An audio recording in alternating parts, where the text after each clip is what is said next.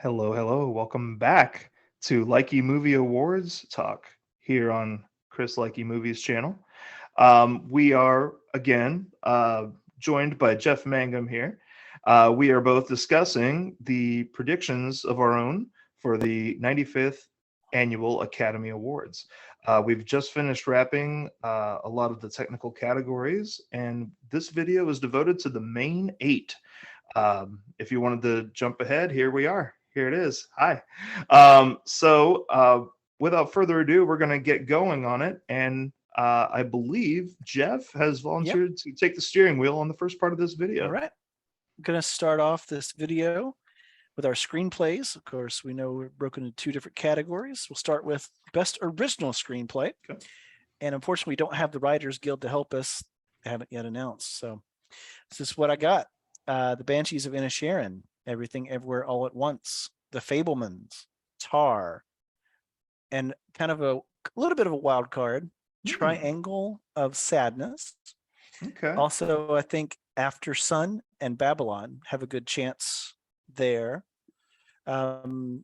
Triangle of Sadness had a lot more buzz coming out of Cannes. I think this is probably its best shot for a nomination. It is a very original screenplay. Okay. There are a lot of very original screenplays this year. Like it Yeah, very much they really are.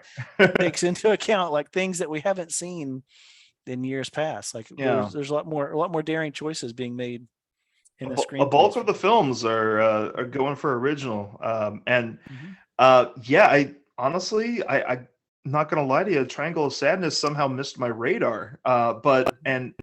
I I did remember the film in a different category, but we're not quite there yet. Um, but yeah, it's from what I understand, a pretty fun movie. I haven't seen it yet. Pretty I funny. wouldn't say it's fun.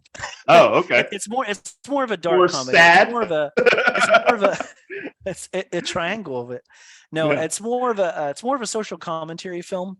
Oh, Um, it starts out really funny and then gets less funny as you go, but it's very much a social commentary film. But great performances from Woody Harrelson, Dolly De Leon, who was nominated at the okay. Golden Globes for Supporting Actress. Harris Dickinson, who's one of my favorites, up and coming kid that was Cool. in a bunch of indie films and stuff. Yeah. Look him up if you don't know him, Harris Dickinson. Sure. But yeah, I think that possibly has a shot in that Okay. category. Um, We are 4 of 5 mhm. as far as Let me match. guess which one you don't have. Oh, go ahead. So, here is what I have going for best original screenplay. I have The Banshees of Inisherin. I have Elvis. I have Everything Everywhere All at Once. I have The Fablemans, and I have Tar.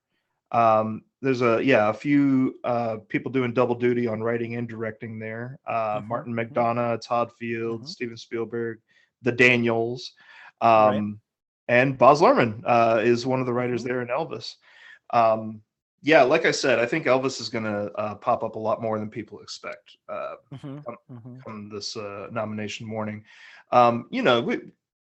You got to remember that there are quite a few older voters in the Academy. I mm-hmm. feel like and a lot of them went to see this movie because it's like let's see what this generation is going to think of this icon of ours. Mm-hmm, mm-hmm. So, and any movie that's got Tom Hanks. Yeah, I was impressed with the writing of Elvis. I'm not gonna lie. Mm-hmm. I really liked the perspective of a not so reliable narrator taking on this story. I think that Mm-hmm, was a mm-hmm. wise move to take it from the perspective of Colonel Parker. And I had faith that Baz Luhrmann's film would, be a lot more alert to the problematic issues of Elvis Presley, Mm-hmm. and I don't think that film shied away too much from that. Mm-hmm. Now, we could bring up Priscilla. That's a whole other story, but yeah, I was as impressed with Elvis as I thought I would be. Yep. And one thing, the reason After Sun, which if you haven't seen it, check it out. It's a really great debut feature from Charlotte That Wells, was on my radar. Yeah. who also was nominated for Best Original Screenplay at the Critics' Choice. So that's one of the reasons I think that has potential. It would be cool to see that film pop up somewhere come Oscar morning. I know it's, oh man, it's trying so hard in a few other categories, not just this one. Like Yep, I'll be sounds like, referencing it again later. okay.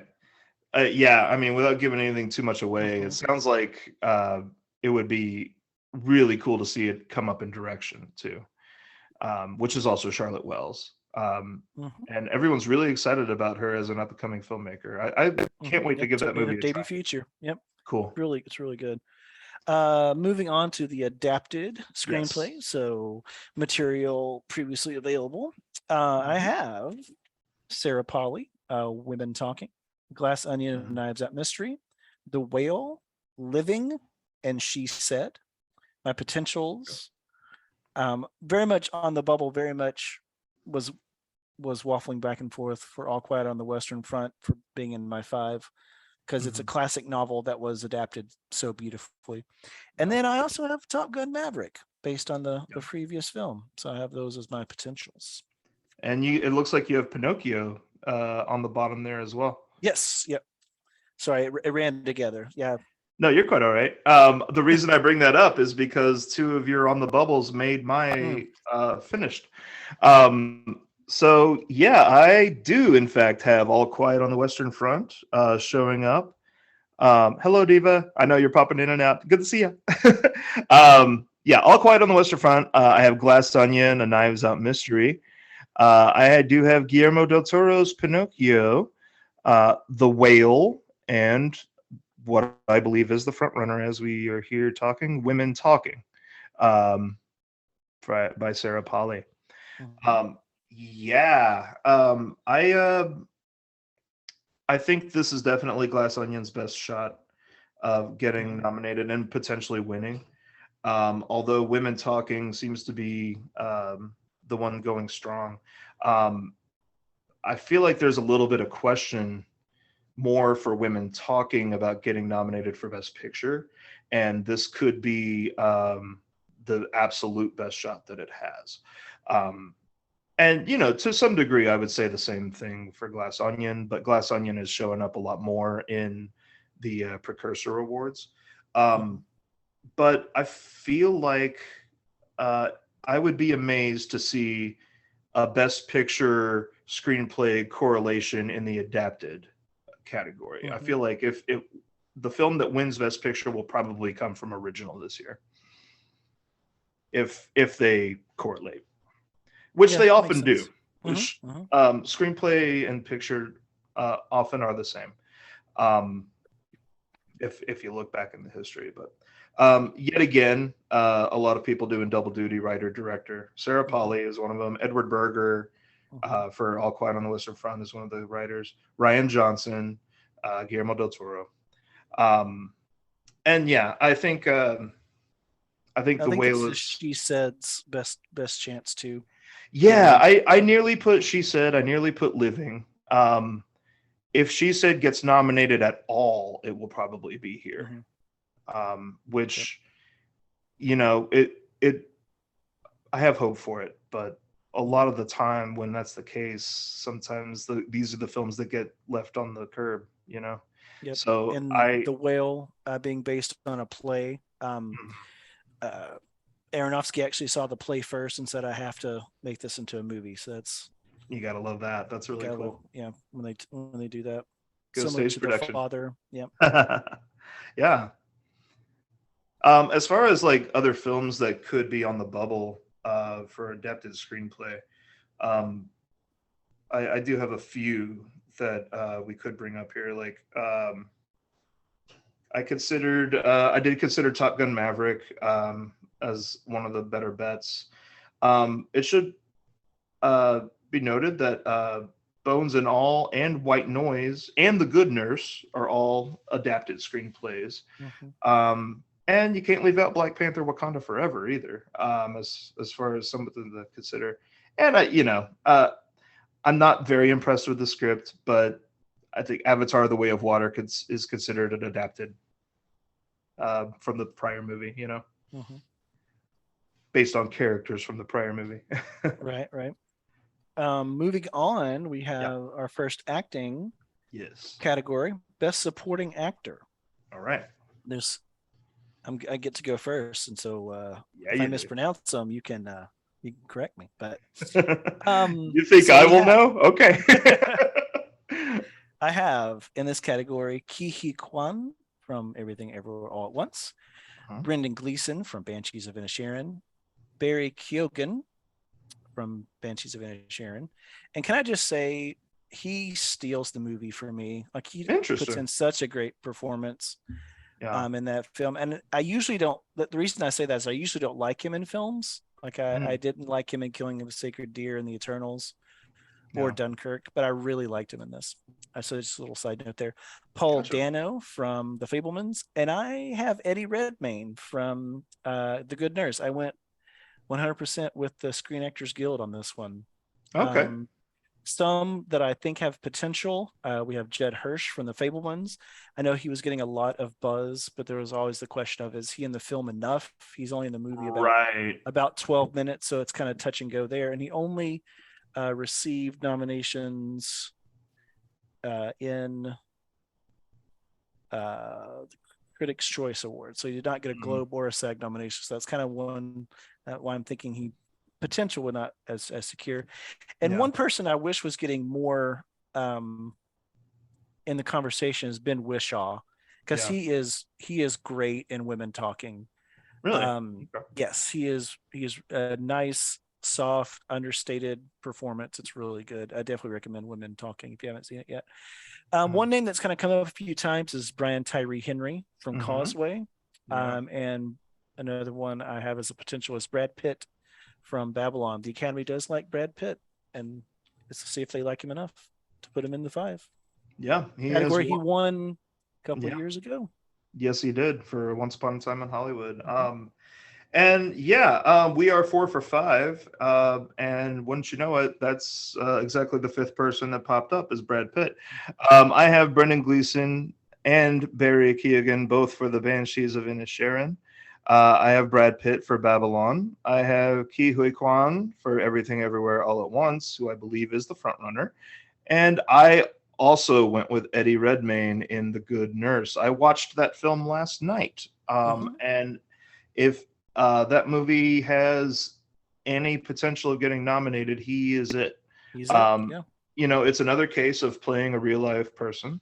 Hmm. And I think he's very delicate with his portrayal. I was impressed. Um, and there's also a documentary about Hmm. this situation that the Also movie on is based Netflix. on, Hmm. also on Netflix. Um, and it looks like, yeah, he hit a home run on this movie. Hmm. But that said, I absolutely think Ke Huy Quan is the front runner for Everything Everywhere All at With the Once. Globe and the Critics' Choice wins. Yes, Yeah. Hmm. absolutely. He knocks it out of the park. Hmm. Um, it should be noted Brendan Gleeson won the National Board of Review's attention in this category. So he seems like a lot more of a lock also. Yeah, both Banshees people. As you say, Barry Keoghan is a show stealer a little bit in this film. I went with Brad Pitt because um, if anybody, I think he has a slightly better chance than Margot Robbie popping up for Hmm. nomination morning. It's debatable. It's definitely a bit of a coin toss. Um, but his character, as much of a scoundrel as he is, there is a element of Hmm. sympathy for him. Hmm. And Hmm. I'm really happy to see you include Brian Tyree Henry Hmm. on the bubbles. I nearly put Paul Dano. I nearly went Hmm. 5 for 5 with the Screen Actors Guild Awards on this. Paul Dano has been ignored a lot by the Academy throughout his career. Um, it would be cool to see him get nominated. He's been Hmm. working a long time, and um, to be nominated for a Spielberg film would be the ultimate "we're sorry." I feel like from the Academy. Um, but the more I think back on the Fablemans, um, I I enjoy it. I don't know that it's one of Spielberg's best ever, but like I just have mixed feelings about the Fablemans. And Mhm. I was taken aback by the low amount of screen time with Judd Hirsch too. I love Judd Hirsch. I would love to Mhm. see him pop up again, but Yeah. um, yeah, I think there are some stronger performances than the ones in the Fablemans. It's a beautiful movie. Um, Mhm. I feel like performance wise, it doesn't quite match up to the quality of the film, but that's Okay. just my opinion. Another person that could pop up, and I toyed with like how big a chance does he have, is Mark Rylance for Bones and All. Another past winner in this category for Bridge of Mhm. Spies. Yeah, a surprise. People were expecting Stallone that year. Yeah. He's an absolute great actor, and may I just say, I know he has zero buzz right now, really, except for he did technically get a Screen Actors Guild nomination. Um, I would be delighted to see James Hong get nominated for Everything Everywhere All at Once. I will throw my hat in the ring for that guy. He's what, 91, 92 years old. He's been working Been such a long working since the time. 50s. Yeah. Yeah, that was my favorite thing to notice on Screen Actors Guild Award nomination day, um, because I and maybe I'm spoiled because I've been rooting for just about every other lead actor in that movie, and now that a lot of them are getting attention, I'm like, let's get James Hong in there too. Mhm. Um, but yeah, I wanted to throw his name out there. Maybe, Yep. maybe a little, maybe just a little bit of glimmer of hope there for him. And then moving on to Best Supporting Actress. This is a real tough category. So many great performances Yeah. this year. Yes. What I landed on was Carrie Condon from The Banshees of Inisherin, Mhm. Angela Bassett from Black Panther Wakanda Forever, who has won both the Globe and the Critics' Choice, Jamie Lee Curtis, Everything Everywhere All at Once, Stephanie Sue from Everything Everywhere All at Once, and Jessie Buckley Mm. from Women Talking. It was very close between Jessie Buckley and Hong Chow. Jessie Yeah. Buckley um, got a Critics' Choice.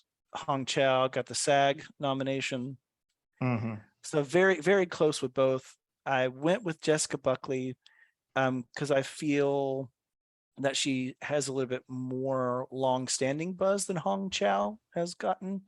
But Hmm. again, really, 5 and 6 are very, very interchangeable. I just decided to go with Jessie Yeah. Buckley um, because she's just been um, talked about in such an ensemble piece, and sometimes that gets awarded Yeah. more than Hong Chow, who's a standout in The Whale. Hmm. Janelle Monáe from Glass Onion, Dolly DeLeon, who I mentioned earlier from Triangle of Sadness, Yeah. uh, Golden Globe nominated, and Jean Smart is someone Hmm. kind of out of left field. She's kind of the Judi Dench from last year Okay. for Okay. I see where you're Babylon. going with that. She's just really good in Babylon. She's just is a presence in She that movie, is. and she's well liked by Hollywood. Like she's gotten a lot of attention for Hacks of recent and Mayor of Easttown. Yeah. So I'm thinking, Yeah. I remember her best from Designing Women still. yep. Yeah. Great TV show. We are 4 for 5 because uh, this is the one where I went completely with the Screen Actors Guild Awards. I, of course, have Angela Bassett, who I believe is the front runner for Black Panther: Wakanda Forever. I went with Hong Chow for The Whale, Carrie Condon for The Banshees of Inisherin, Jamie Lee Curtis, and Stephanie Sue, both for Everything Everywhere All at Once. I'm so happy to see Stephanie Sue popping up more and more as Oscar season continues, because she was absolutely the standout for me in that film. I love Jamie Lee Curtis in that. Like, I love how playful she is with that role, and how open she is to all the directions that character goes. Uh, Hmm. but Stephanie Sue was an absolute standout for me. I've been watching her work on The Marvelous Mrs. Maisel, Hmm. and she's absolutely an actor I'm rooting for. And I actually saw a video of her audition for this movie, Stephanie Sue's audition, um, where she has the bagel monologue, and yeah, she's the real deal. I'm really hoping she gets nominated. Um, I'm with you that that fifth spot was pretty interchangeable with Hong Chow. I still have yet to see Women Talking, but Jessie Buckley is getting quite a bit of buzz for it, and she's been nominated in this category before. And that's what I was going to mention. It's very rare that someone that was nominated the year before is nominated is not nominated the next year. It seems like every year there's like Interesting. a chain where there's at least one person that was nominated in the previous year. So I'm picking that's the best shot of that pattern continuing. Like if Okay. you look at it, generally you'll see someone be nominated 2 years in a row. It's Yeah. just something it's just a pattern I've noticed, and it's rare when that doesn't happen. It's rare when there's 20 nominees who were not nominated the year before. So that's kind of one that's Cool. one of the things I was thinking about with Buckley as well, Okay. Yeah, is it's to kind keep of that a pattern fresh alive. in mind kind of factor there. Hmm. Yeah. I had her as a maybe, Jessie Buckley, because I feel like I've been seeing a little bit more buzz for Ben Whishaw um, than her lately. But um, yeah, my other best bets, I should say. I had Dolly De Leon possibly sneaking in for Triangle of Sadness. Um, I feel like that's the film's best bet on a nomination, personally, but we'll see. And then Carrie Mulligan for She Said. I know And a Gold Globe nominee. yeah, she's been going for supporting instead of leading for that film, and that could be the strategy that works. Who knows? In my maybes, noticed we both decided that Janelle Monae will not be making the cut for Glass Onion. She was one of the early winners. She got the National Board of Review's attention, but it does seem like her buzz has been dulling to a simmer. Um, I I guess that's something you noticed as well. Yeah, the SAG Awards really kind of, I think, bumped up Hong Chow and Stephanie Sue. Like I think Mhm. Angela Bassett, Carrie Condon, and Jamie Lee Curtis have been pretty consistent over award season. Like those three seem pretty secure. So it's like Yeah. what's happened with those two, and now that fifth spot. So I think Yeah. Stephanie Sue is a little bit more Yeah, I likely think now. so too. Janelle Monae does turn in a very fun performance. Mm-hmm, mm-hmm. And again, I don't want to give too much away about her character. Um, but yeah, it's a lot like in the first Knives Out, Ana de Armas was getting some attention. She kind of has that help the detective out protagonist role a little bit here and there. Um, yeah, I also had my eye potentially on Lashana Lynch for the Woman King. Mm-hmm. Yeah, I remember. She's on the long list for the BAFTA, I Yep. believe.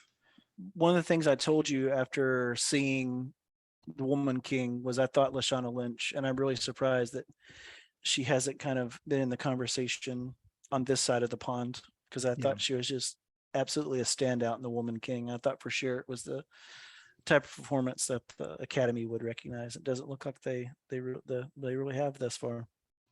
Yeah, yeah, I enjoyed The Woman King. I actually saw that film on my birthday, my 40th birthday. Oh my gosh. And it wasn't quite what I was wanting it to be, but it's still a good movie.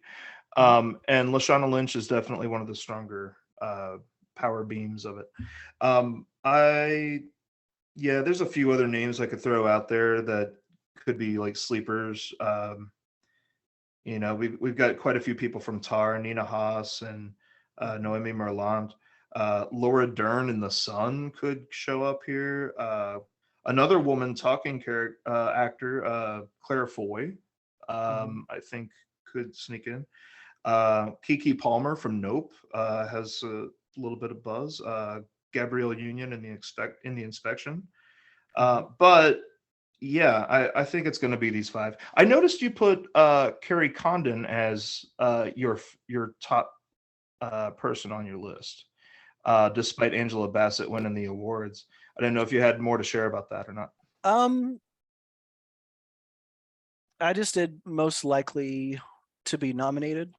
Okay. Not necessarily to win. Okay. Uh, she's she's she's showing up, and I kind of have had some of these categories before the Critics' Choice, Mm. so that really didn't factor in with and I really didn't have order per se. I just kind of as I've thought them likely to be nominated. Okay. So that's really what that's all about. Gotcha. Okay. I had a friend who was wondering if Angela Bassett was going to get J-Lo'd.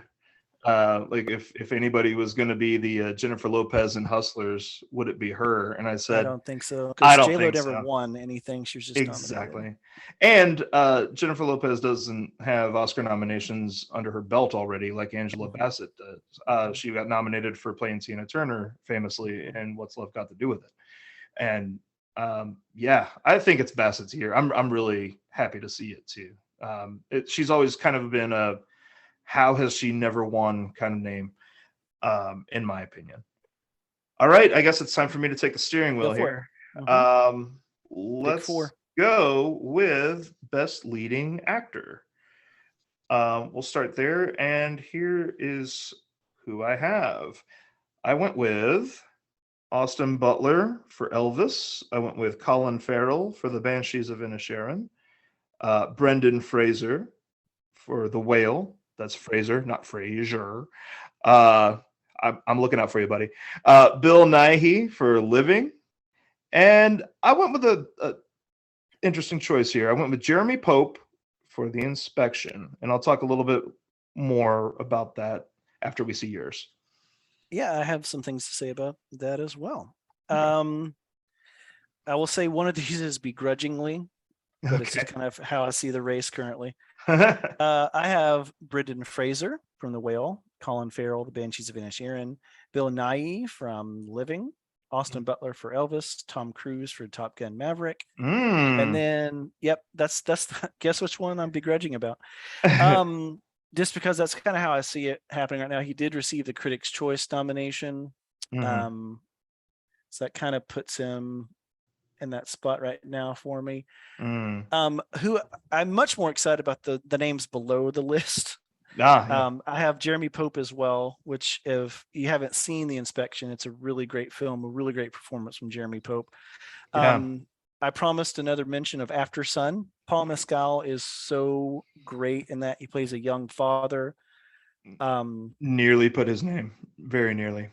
Yeah. it's and he's kind of teetering, in that fifth, sixth kind of bubble. So that's kind of why he's there. Definitely would love to see Paul Mescal, Jeremy Pope in that spot. Hugh Jackman is someone that's been getting a lot of buzz. Haven't really seen or heard much about The Sun. Again, it's another Mhm. one of those that's not um, Yeah. released yet. It'll be released later. Diego Calva, wonderful performance in Babylon. Agreed. I really Um, liked him in that. Yeah. yep, very good. And then I put him on here, sentimental favorite, SAG nominee Adam Sandler, and Yeah.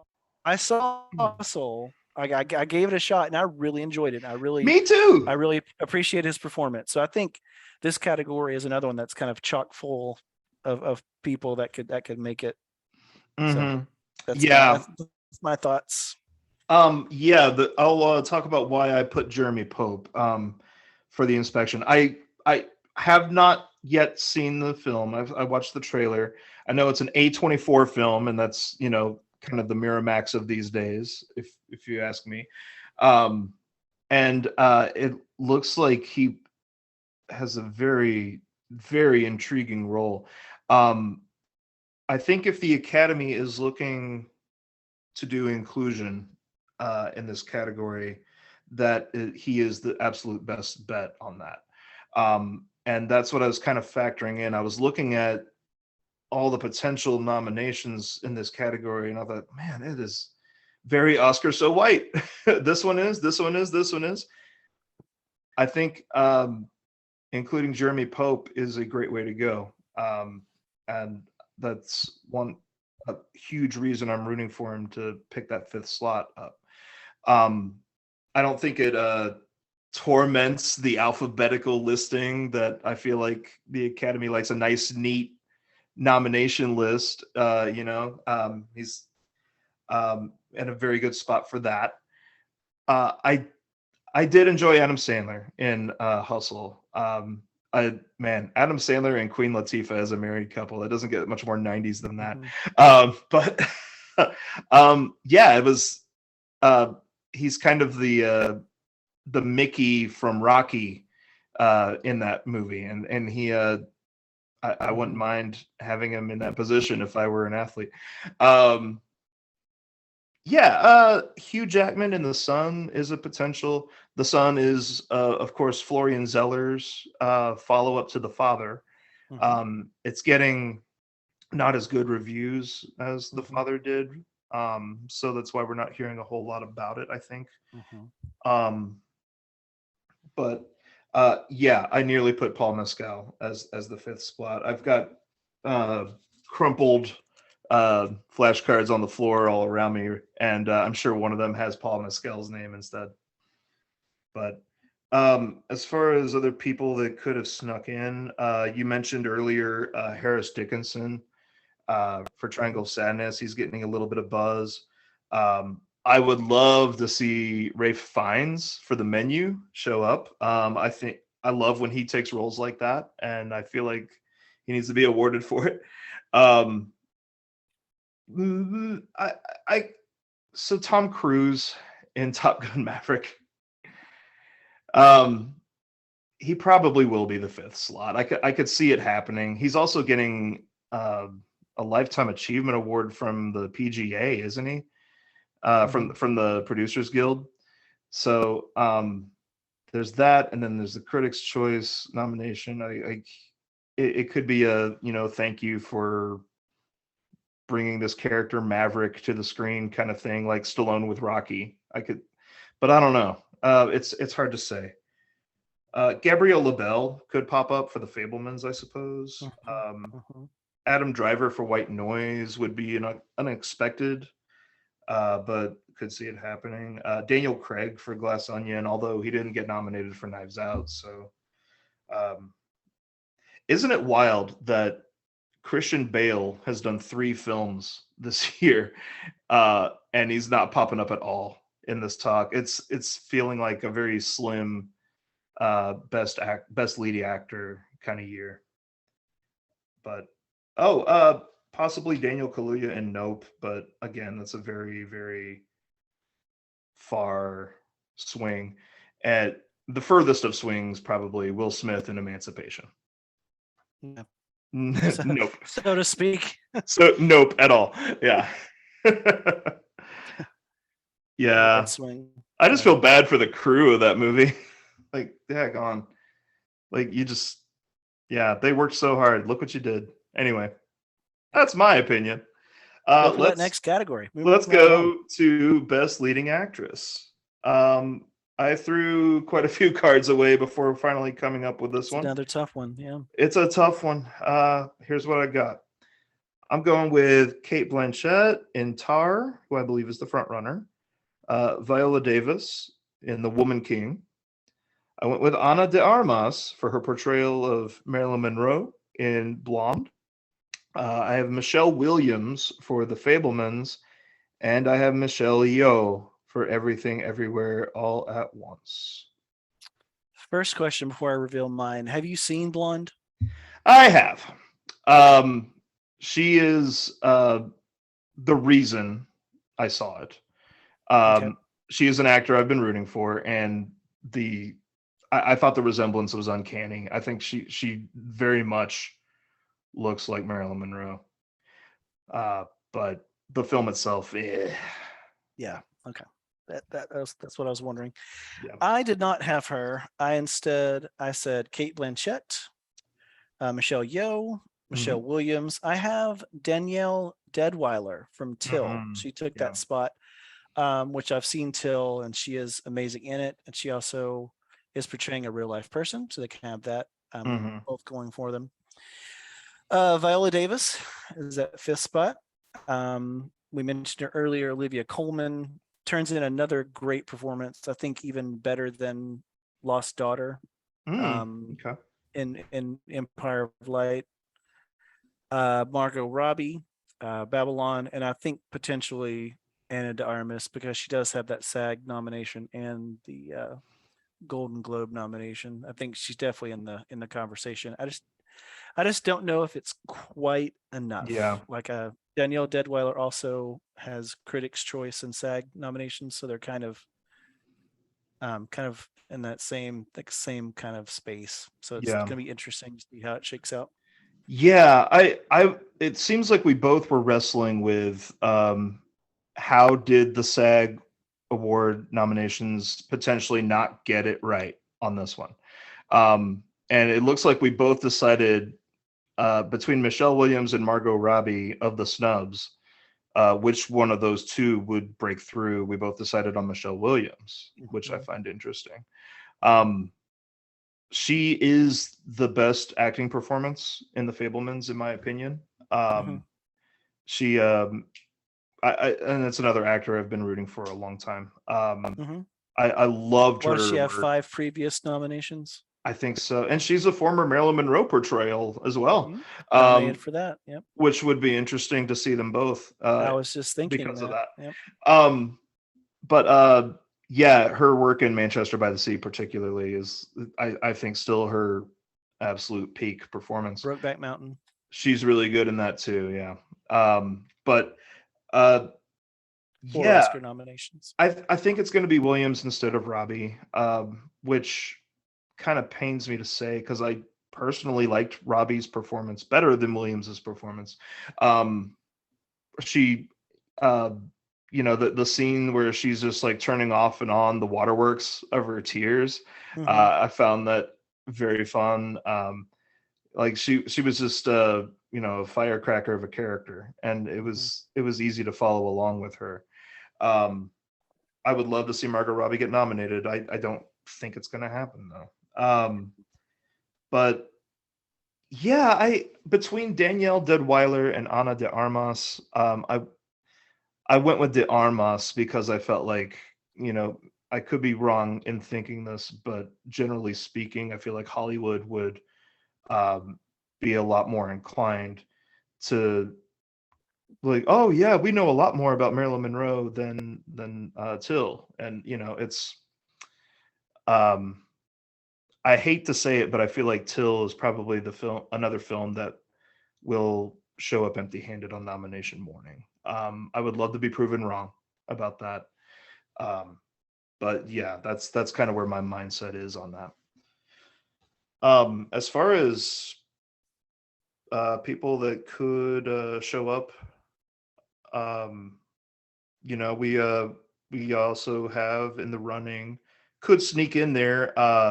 Like you said, Olivia Colman in Empire of Light. I mentioned Leslie Manville earlier for Mrs. Harris Goes to Paris.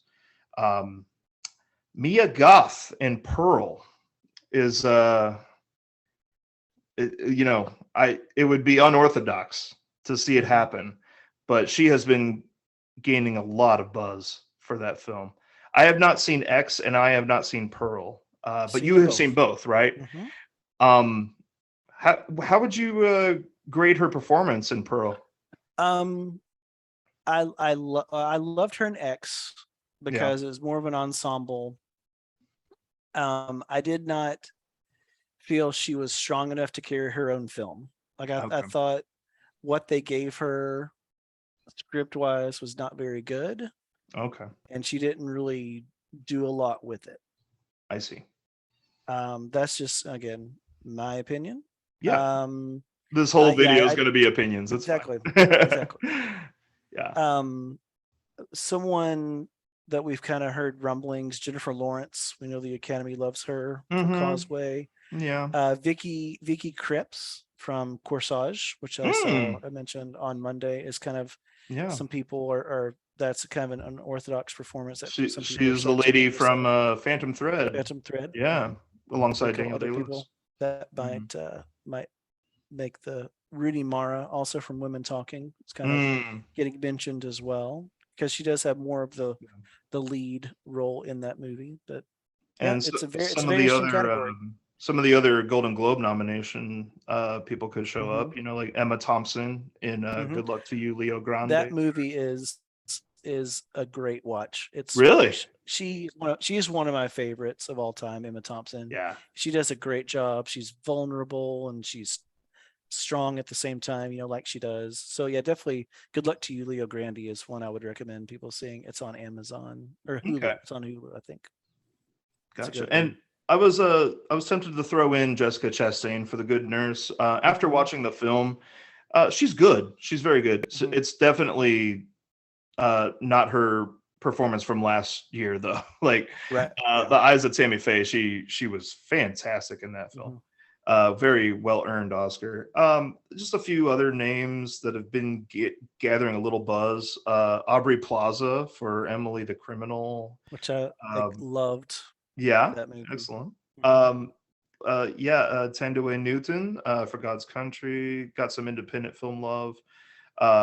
Florence Pugh for Don't Worry, Darling. Everybody said if you're going to see that movie, she's got to be the reason for it. Hmm. And Taylor Russell for Bones and All, potentially. Anya Taylor-Joy for The Menu was another Golden Globe nomination. Um, she is fun in that film, but yeah, I think Anya Taylor-Joy's nomination, it's not quite here yet. She's going to get nominated in the future. Yeah. We're just waiting on that project.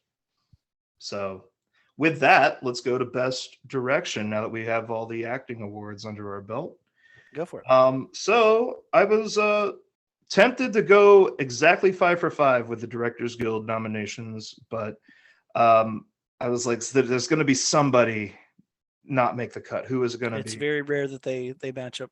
It's yeah. So here's what I got. I went with James Cameron for Avatar: The Way of Water, Martin McDonagh for The Banshees of Inisherin, Baz Luhrmann for Elvis, Daniel Kwan and Daniel Scheinert for Everything Everywhere All at Once, and Steven Spielberg for The Fablemans.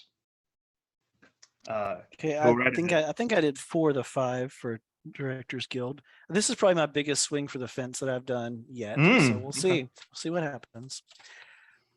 I have Spielberg, McDonagh, the Daniels, Todd Field for Tar, and then I did it. I did the Greta Gerwig factor. Sarah Polley, a female director with a strong female cast. I just think it's something that the Academy likes to reward. And with you, I didn't think it would be 5 for 5, and I thought the Top Gun nomination might not be the one that carries over, but I do have Joseph Kosinski as a potential. And can I be honest? I didn't know who directed Top Gun Maverick until the Directors Guild. I think that's a lot of us. I think it's a lot of us. And then also potential James Cameron. The Academy does like James Cameron, but I had one spot and I put Sarah Polley in it. But I think James Cameron definitely has a good shot. Recent trend is a best international feature director finding his way into the director's race. We had Drive My Car director last year, and we had another round director the year before. We also had the director of Cold War a couple years back. Same thing. I believe Edward Berger, director of All Quiet on Western Front, again has a good shot at making the list based on that kind of recent trend. I also have Baz Luhrmann, who famously did not get nominated for Moulin Rouge, a fact that Whoopi Goldberg called out in the telecast that he was not nominated. So I don't know if now's the time. I would love to see him. As you know, he is one of my favorites. Yeah. And then I also another kind of that same um, female empowerment mentality. Gina Prince Bythewood, who is the director of The Woman King. I thought Yeah. uh, potential for that as well. Okay. Yeah, that's a bold prediction, Sarah Polly, for women talking. But you said you've seen women talking, so you were Yes, impressed with and the it direction of is it. yes, it is one of my favorite films of the year.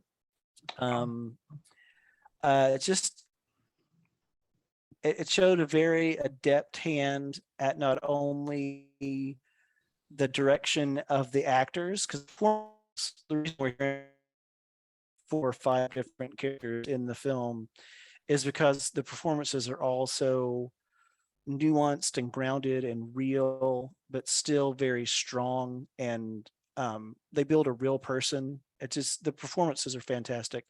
And then Cool. we've seen so many of the technical aspects that she collaborated on being recognized, the score, things like that. Um, Yeah. and it's one that is also very beautifully. It's very much it tonally it reminds me of the more drab parts of Banshees of Inisherin. Like it's filmed very much the same, to the point where they actually did a like specific saturation of the film to give it a particular look.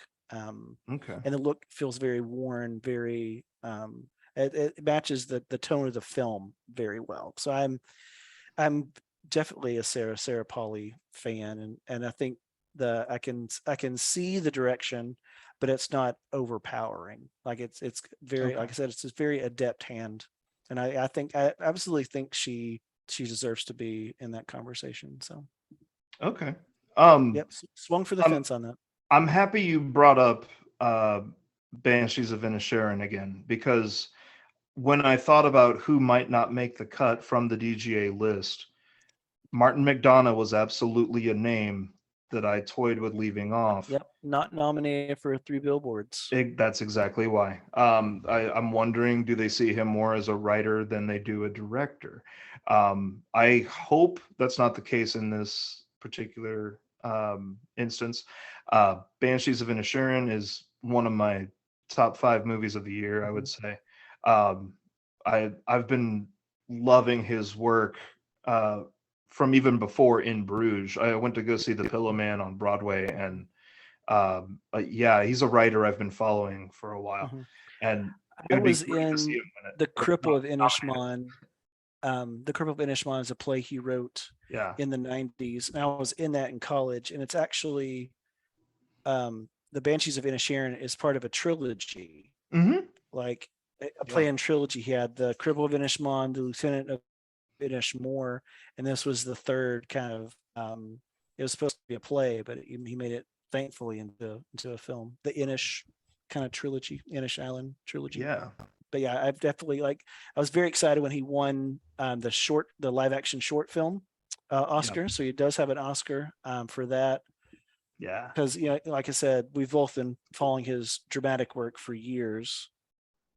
So, and I saw Yeah.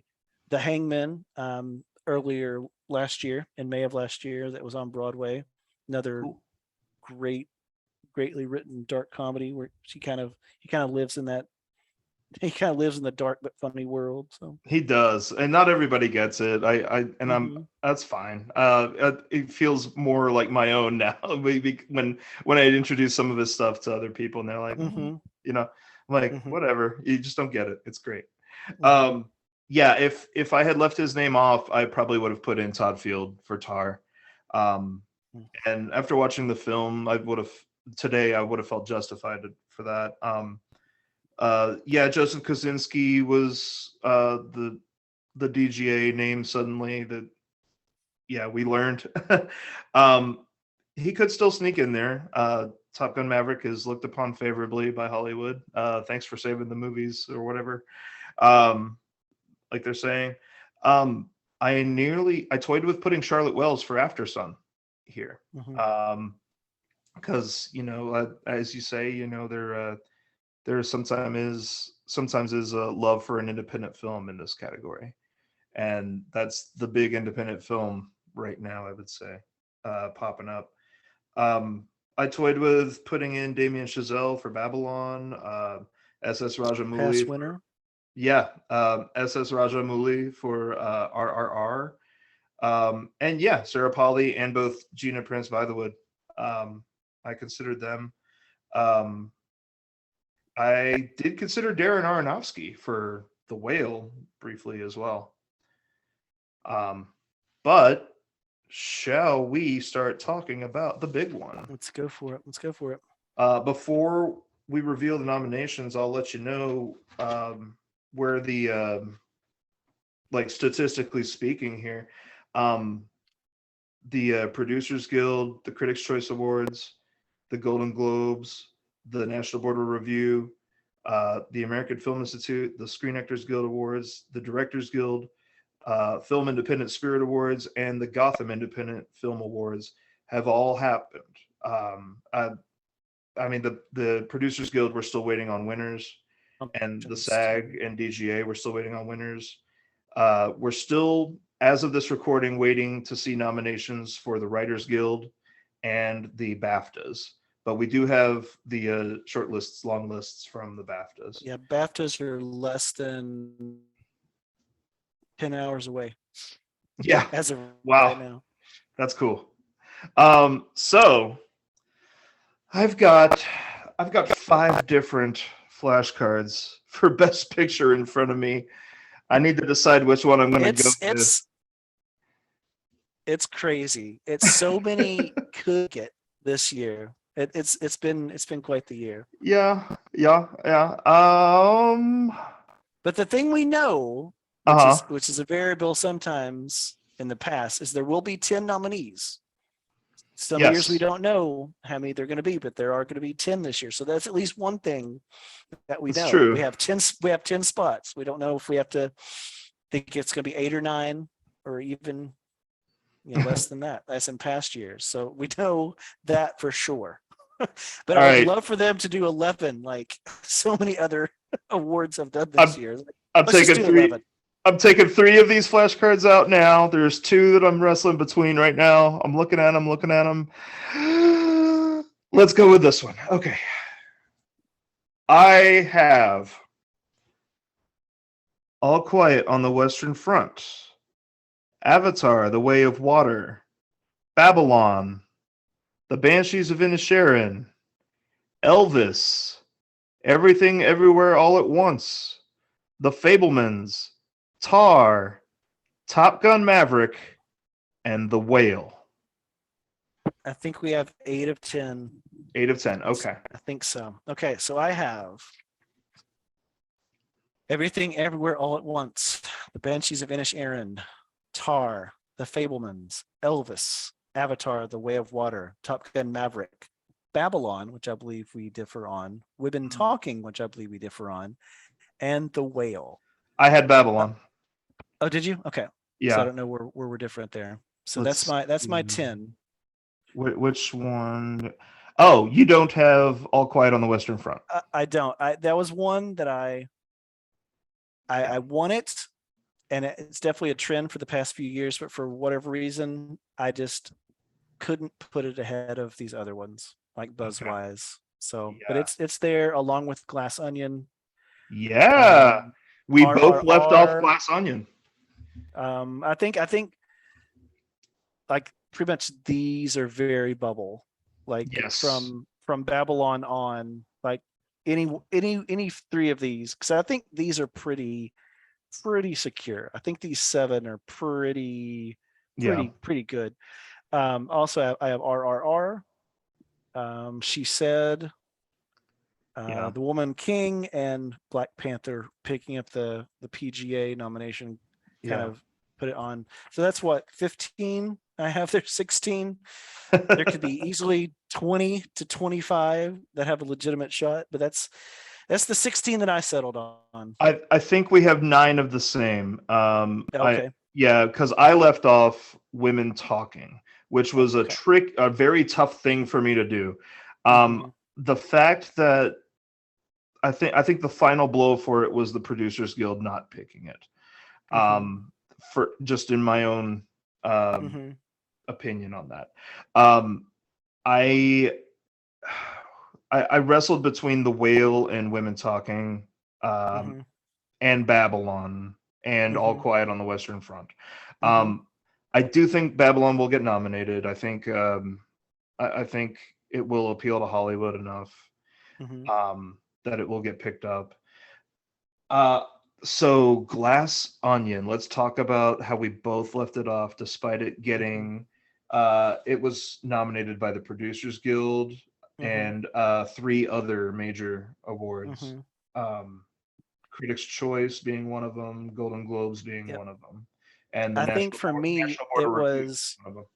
the SAG Awards that did it, since Okay. the acting branch is such a big part of the Academy, and Yeah. I very much thought it was a lock for a SAG nomination for ensemble. Like I Yeah. thought for sure Glass Onion would have been in Well, the five. and you're justified for that because the Mhm. Critics' Choice Award Yep, for Best Acting they Ensemble won. did go to Glass Onion. Hmm.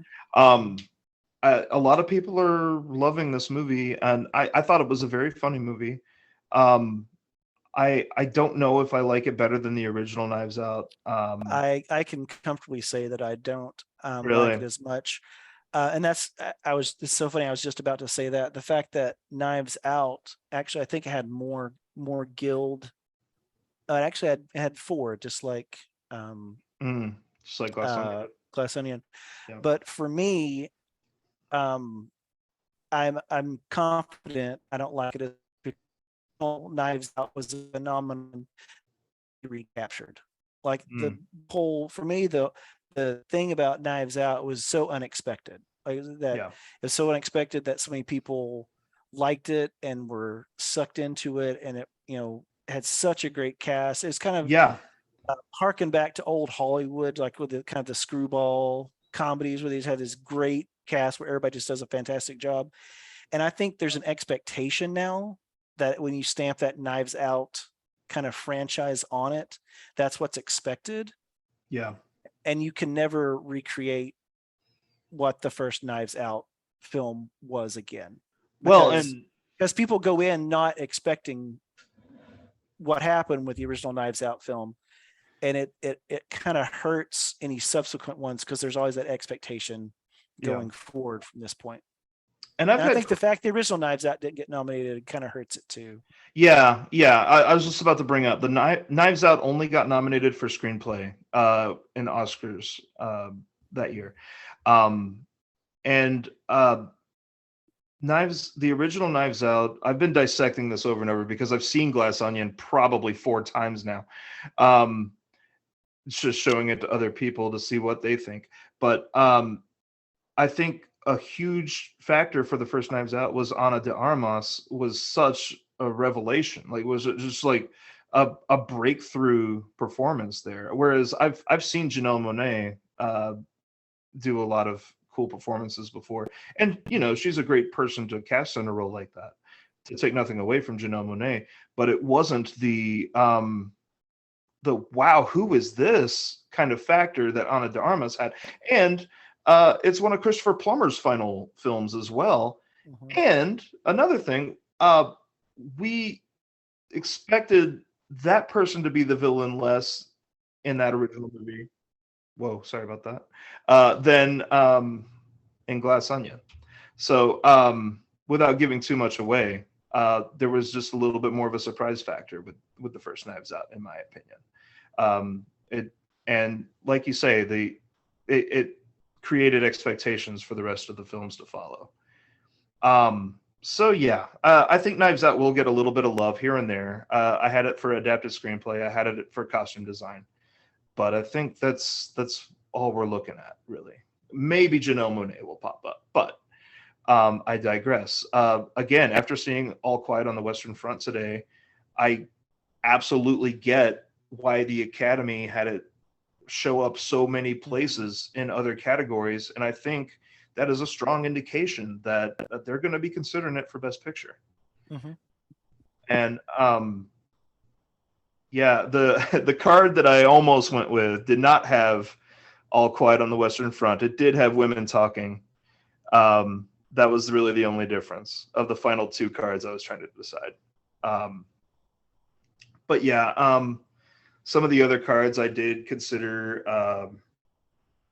I did consider Living popping up in the Best Picture race, just because it would make a cleaner list. Like I say, they like the clean lists, and I'm a little surprised Living hasn't had any love from Precursor Awards, despite its amazing meta score and amazing tomato meter score.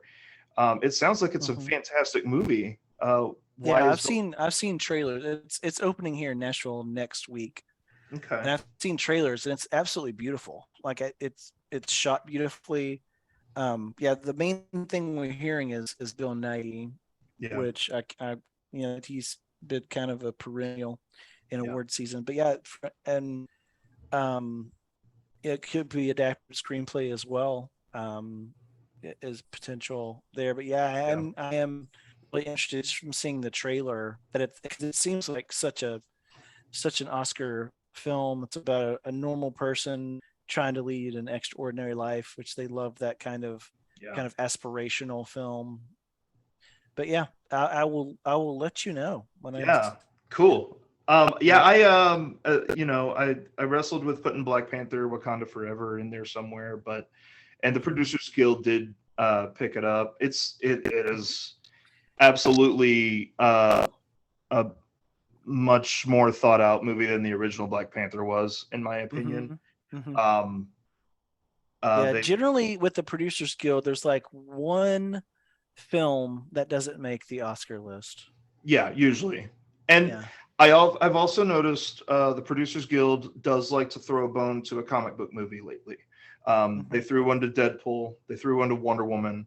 Mm-hmm. I think that's what's going on in this case. Mm-hmm. But But that's kind of why it made my potentials list. Is that yeah. the Producers Guild is a very strong indicator. I considered including RRR for this race, but I think the exclusion of it in Best International Feature Film may have swayed me away from it. I considered After Sun. I considered Till. I considered Triangle of Sadness. These were all strong maybes, but like you say, I think those seven: Avatar, Banshees, Elvis, Everything, Fablemans, Tar, Top Gun, Maverick, they absolutely are getting nominated. What are the other three? I think you're right on that. Mm-hmm. Right on the money. Yeah, because if you look, Avatar has, because the one you mentioned two that I don't keep track of, the Independent Spirit and the Gotham Awards. Mm-hmm. So with National Board Review, AFI, Golden Globes, Critics' Choice, SAG, DJ, PJ, and of course you don't have the BAFTAs yet. Yeah. Avatar has 5 of those. Banshees, Everything Everywhere All at Once, and The Fableman all have 7. Yes. Like they've hit all 7 of them. Yeah. Elvis has 4 of those. Tar has 5 of those. Top Gun has 6 of those. Yeah. Babylon has 3, which is one of the reasons why I put it in. Again, SAG Yeah. Ensemble was the reason I put it in there. That was a big one for me too. Yeah. Women Talking has 4. If you include both Independent Spirit and the Gotham, or no, wait, I have Women Talking having 5. Where is it? So Women Talking was on Film Independent Spirit Awards, AFI, SAG, and National Board of Review, uh-huh.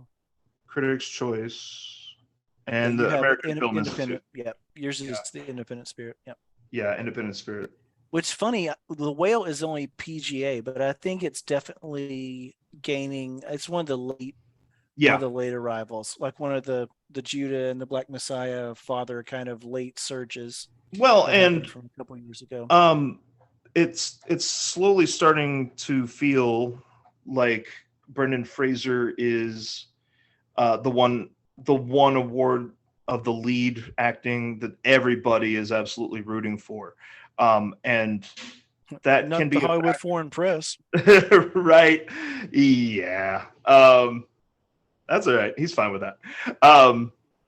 Yeah, I think it's along the lines of the Queen getting nominated for Best Picture because everybody liked Helen Mirren's performance, and Ray getting nominated for Best Picture because Jamie Foxx's Ray Charles was such a big thing. I think that's what's helping The Whale. And I think, is this the only one that's based on a play of this bunch? Really, I think Banshees of Inisherin, I think, yeah, roughly, is yeah, really, yeah. It's an original, but the concept was it yeah, was conceived as a play first. It hmm just was never produced, or right, I don't think it was ever written as a play. I think he yeah. considered it as a play, but he wrote it as a screenplay. I I enjoyed The Whale in regards to Brendan Fraser and Hong Chow, and It's a very difficult film to watch. That's what I told someone. I thoroughly enjoyed it, but for I me, it's understand it's a very tough watch. sometimes there are movies that are based on a play, and it feels like it's based on a play, and that's kind of the the overall feel I got from The Whale personally. Which, it could be a good thing, could be a bad thing. It's just how you take it. I feel like sometimes a movie is based on a play, becomes a movie, and it's just like, you kidding me? That's based on a play. Moonlight comes to mind for that. Um, yeah, it kind of has that whole monologue-y kind of feel to it as far as a play goes, but um, so I liked Brendan Fraser's performance a lot more than I liked the actual film, personally speaking. But Mhm. I think it's going to break through. I think it's going to show up in the Best Picture race. And I'm a fan of Aronofsky. I know he's Hmm. definitely divisive, Yeah. but I've enjoyed his work. So I think it's another one where he makes very bold choices, Yeah. and you either go with him on them or you don't, and that kind of lends to how you kind of perceive and Yeah. how you perceive the film, how you connect to the film. So I think that's something that I definitely identify is Yeah. why I enjoyed it. But again, it even so, it was it's Yeah. a very tough watch. I'll still take it over Avatar: The Way of Water. Anyway, and on that bombshell, I think we have got All our right, predictions out there. We'll see they're how out we there. do. Uh, Thank you all for sticking with us and listening to our ramblings and predictions about what should happen Tuesday morning. Yep. So I just think a we're in a good reminder, spot. Yeah. the nominations are 8:18 Eastern time on Tuesday. They are going to be live streamed on the Oscar website and on Hmm. television as well. I believe Good Morning America. I'm not 100% sure. I'll be Yep. watching it on the live stream. That's why I paid too much attention. Yep. And a brief plug for the 22nd annual Jeff Mangum Oscar pool will be Absolutely. going out this Tuesday as well. Been doing an Oscar Yep. pool through email for 22 years. So That's if you're awesome. interested in being a part of the Oscar pool, it's totally free to participate, and there are prizes for the top 4 finishers. You can comment below, and we'll connect, and I'll get you an entry. It's a lot of fun. It's like fantasy football for Oscar nerds. So if you want Yes. to be, it's a lot of fun to take part in. So comment below, and we'll connect, and I'll get you Yeah. an entry for that. January 24th, Yep. nomination morning. And the actual Oscars will be in March, hosted by Jimmy March Kimmel, 12th. March 12th, Mm-hmm. early March. And on ABC, I read that it will be broadcast in 200 different territories worldwide. So yeah, it'll be a fun one. And like we said, there's a lot of action movies, a lot of sequels popping up this year. Should be a riveting watch. Mm-hmm. So Yeah, um, a lot of big box office films in the hunt for the best picture. That always helps. yeah, we'll have another video of our picks for winners, and that'll be coming up. And how do you get to see it? You punch that bell. You subscribe to Chris Likey Movies. And if you feel like we got some predictions wrong, or if you would love to see a particular nomination happen or anything, we got the comment section down below. Feel free to add to it. Uh, and yeah, we'll be happy to read them out. So this has been Chris Meier, Jeff Mangum. Thanks for joining me here. Absolutely. And we'll keep in touch. See you sometime later in the Oscar season. Happy Oscar nomination Thanks, morning everybody. watching, everybody. Bye.